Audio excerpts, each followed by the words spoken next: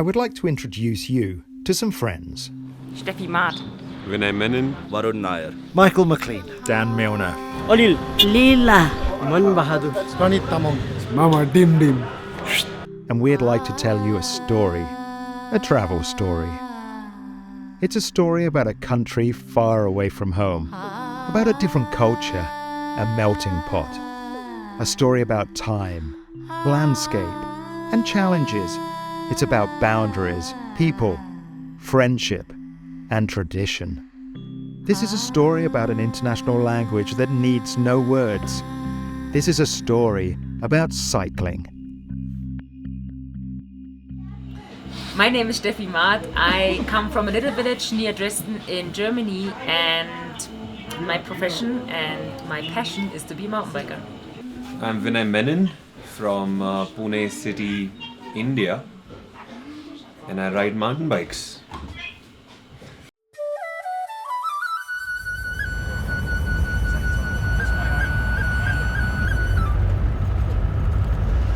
Okay, so it's not just about cycling. This is a story about the journey that cycling can take you on. The where to and who with, and the how, especially the how. And this how begins with a 141-year-old train, the Darjeeling Himalayan Railway.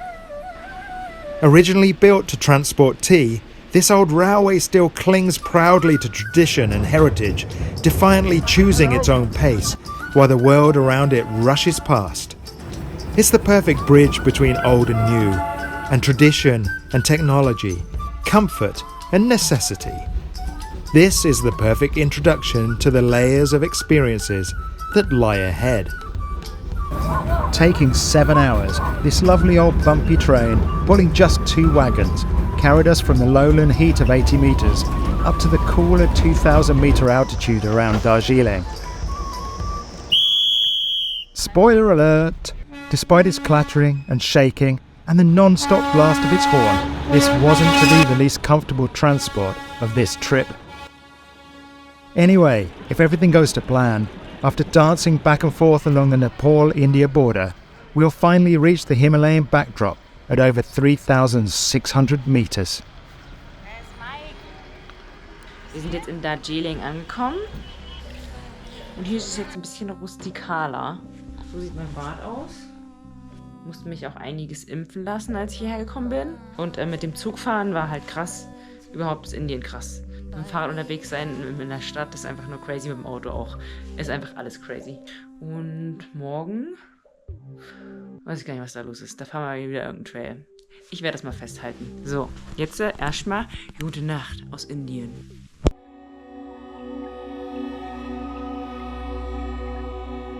Okay, while Vinny and Steph are preparing their bikes, let me take the chance to tell you something about bike trails here in India. Well, they don't really exist. I mean, there are trails, lots of them, but they're used by locals like this fellow, or by tea pickers, or maybe Sherpas, but they don't use bikes. So if you ever come to this corner of the world, expect to find hard work, not flow trails. Okay, India, take 1.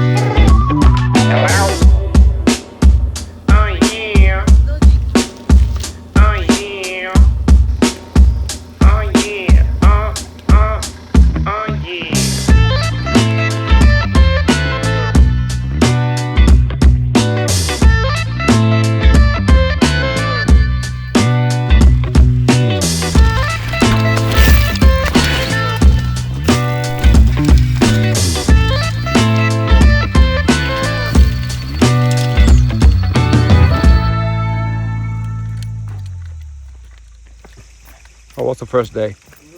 Blooming amazing, right? It's really frustrating though, because we're riding through all these tea bushes and you can't just stop and drink a cup.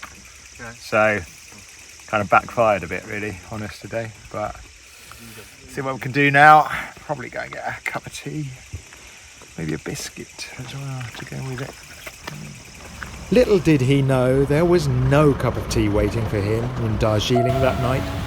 Only the heavy smell of coal and diesel in the air. Lots of dogs, a ton of luggage, and, well, these three guys. But no tea, no biscuits. Just fascination for the German girl and her bike and her technical know-how, I guess. And remember our new friend Leela? Well, that's her. Finally, after hours on bikes and trains, there were only a few things left to do. Some spicy food, a cold beer, some work, and a bed. A bed. Oh, a bed. Good night.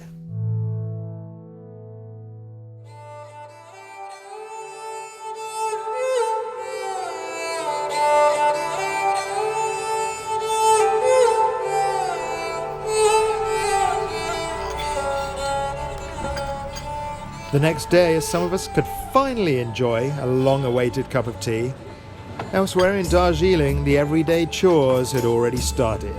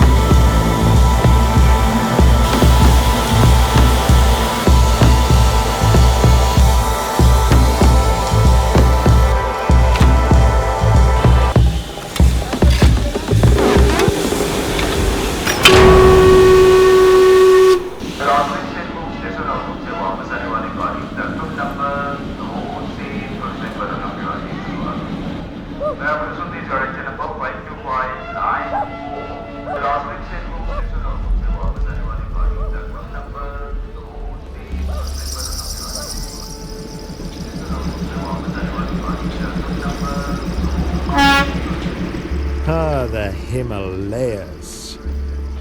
We are getting closer. Even from this distance, they look absolutely amazing. And we get plenty of time to enjoy this view. Waiting for trains is something known everywhere across the world. And also very international is struggling to travel with bikes on those trains. By the way, this is our last ride on this train. The rest of our journey will be in Jeeps and old Land Rovers, and, of course, on bikes. As we leave Darjeeling and wind upwards into the Himalaya, we'll start with a trail through the bamboo jungle. And there are rumours that a tiger might be here. Bye-bye, Darjeeling. Hello. Hello, tiger?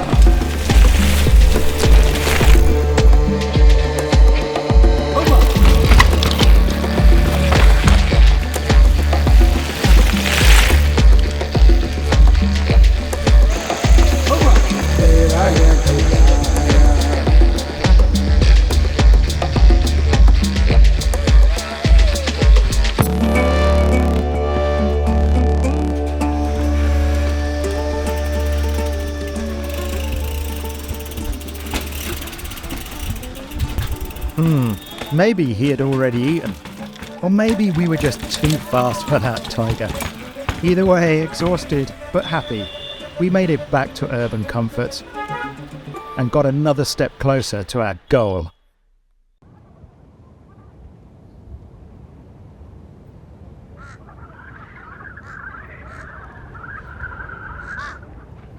Cold, grey, stiff.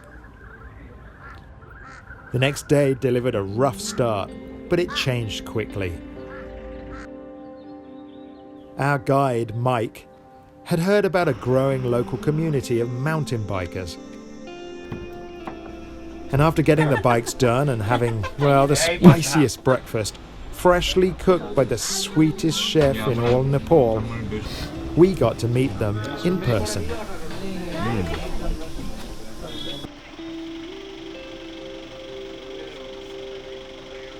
After a warm welcome and, of course, the obligatory cup of tea, they proudly show us their territory and their homemade trails hidden deep in the vast mist-shrouded forests. But even here, like always, work comes before pleasure.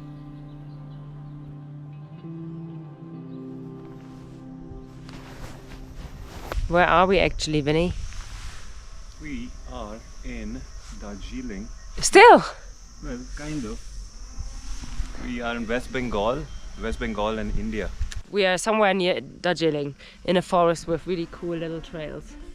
And I'm gonna show you how they look like.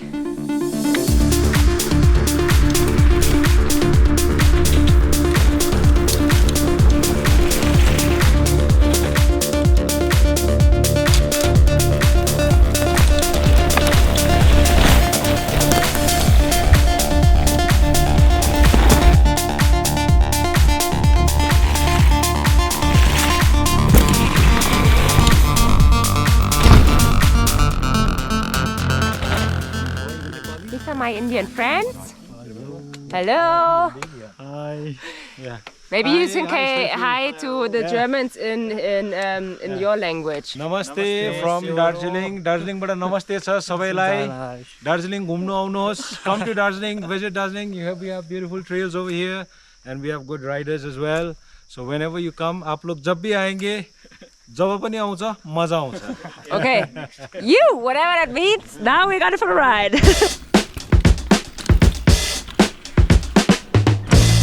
Oh no!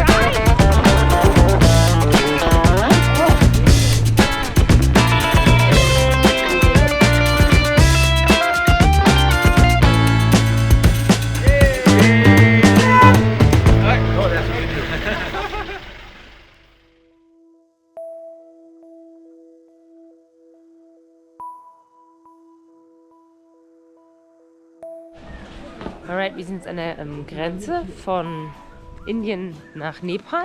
Hier drüben ist Nepal. Und jetzt kriegen wir auch neue Autos. So coole alte Land Rover. Ist arschkalt auf alle Fälle jetzt schon. Wir sind schon auf, glaube ich, 2500 Meter oder so.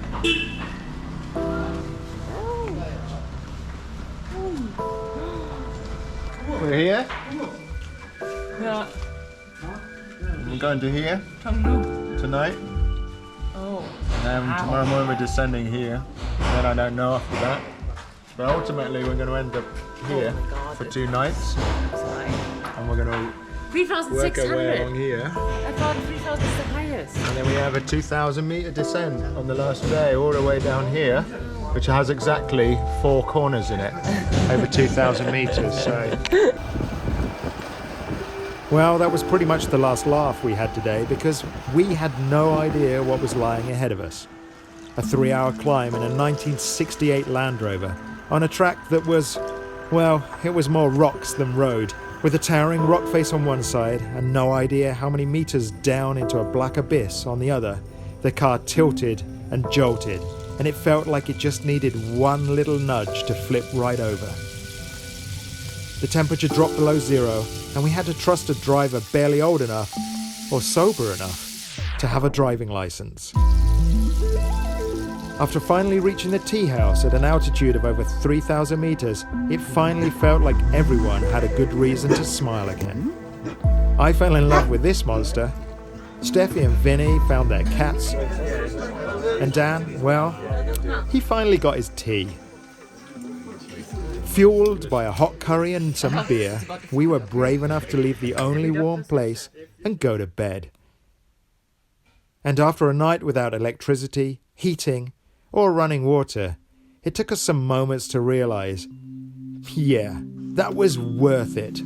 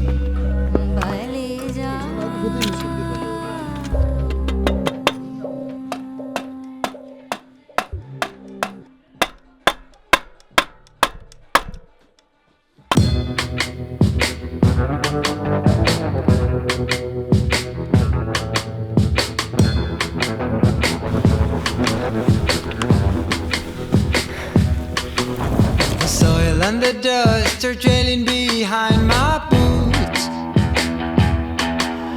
Blown by the wind, showed me a piece of my past. The soil and the dust is where we go. 6 feet under, whatever your uniform says.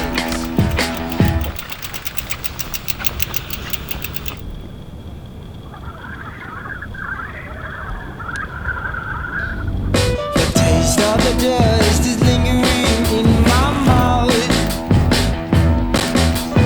burns my throat, sends shivers down my spine. We taste the dust when we grow. 6 feet under, whatever your uniform says. No pride but shame. No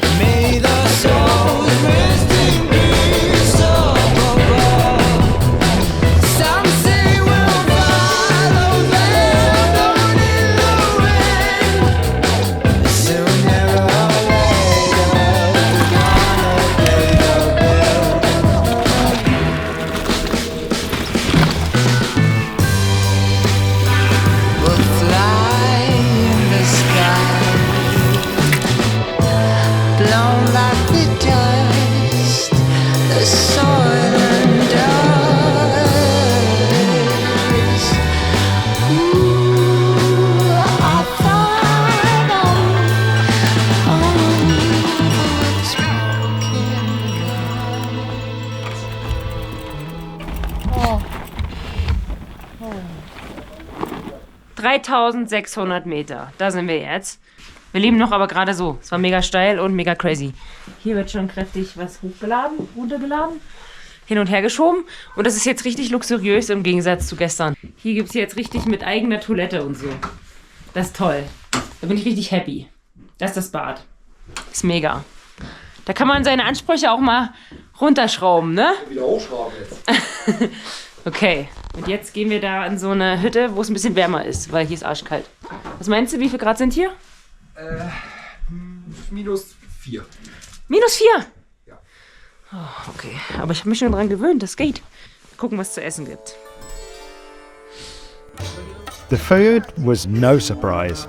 Due to a lack of supermarkets at 3,600 meters, the daily curry had become pretty familiar every day. But it was great every time.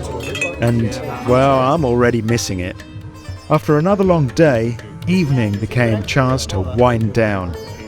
And it was great to see our Sherpa, Mama Dim Dim, doing the same.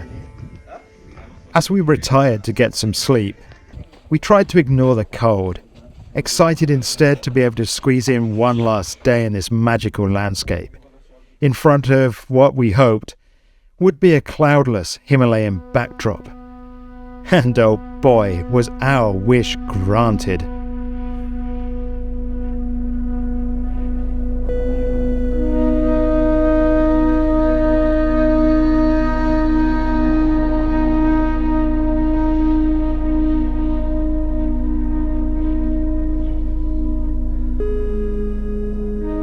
Our last day gave us everything we could have asked for. Our camp peaked above the clouds while the rising sun turned everything it touched to gold. Enjoying our first tea, we soaked up every moment this place gifted us.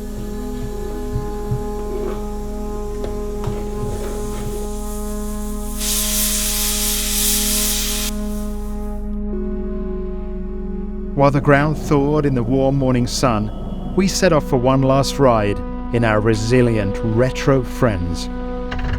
Perhaps because we had no other option, or maybe because of new friendships, any fears we once had were replaced by trust.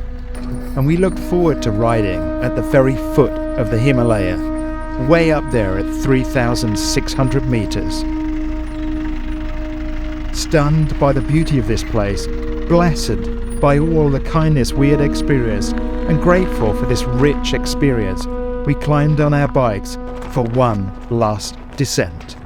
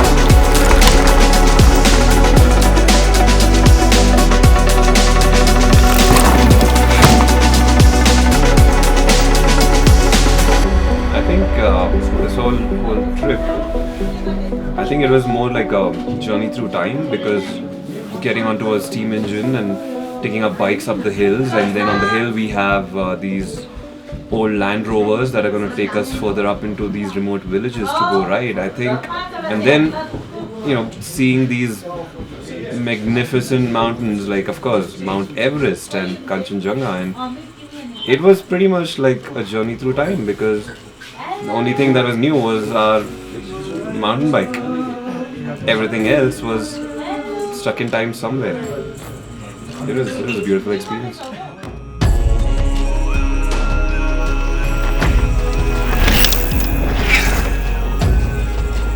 Perhaps August Bremiker might not have thought his wish to make life a bit safer would bring people to places like this, or that the simple idea of riding a bicycle would take you on such a journey of discovery. A journey of spicy food, puffing trains, a journey of hard-earned tea and cluttering Land Rovers, a journey of magical landscapes and of new friendships. He might not have seen that coming, but I'm pretty sure he would love it. Thanks, August.